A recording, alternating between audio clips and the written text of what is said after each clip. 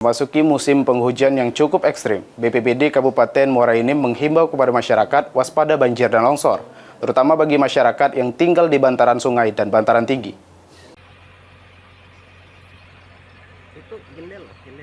Kabupaten Muara Enim sudah memasuki musim penghujan yang telah berlangsung sejak bulan Desember tahun 2025 hingga bulan Februari 2026 dengan curah hujan yang cukup intens dan deras.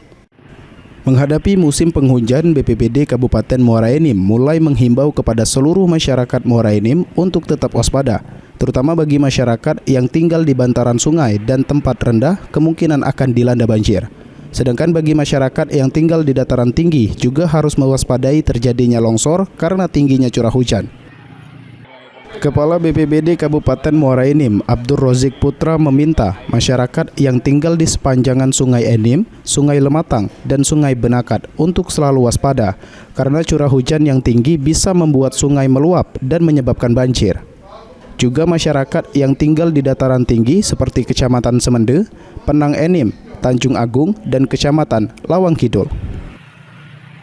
Kami menghimbau kepada masyarakat yang terutama di bantaran sungai, baik itu Sungai Enim, Sungai Lematang maupun Sungai Benakat, itu agar waspada bisa terjadi air meluap. Dan untuk daerah yang longsor itu terdapat di dataran tinggi seperti daerah Sendo Raya, kemudian Kecamatan Panang Enim, Kecamatan Tanjung Agung, dan Kecamatan Lawang Kidul. Saat ini tim BPBD Muara Enim telah melakukan pemantauan di sejumlah titik daerah rawan bencana. Masyarakat yang berada di titik rawan bencana juga harus berperan serta dalam mewaspadai terjadinya banjir dan longsor.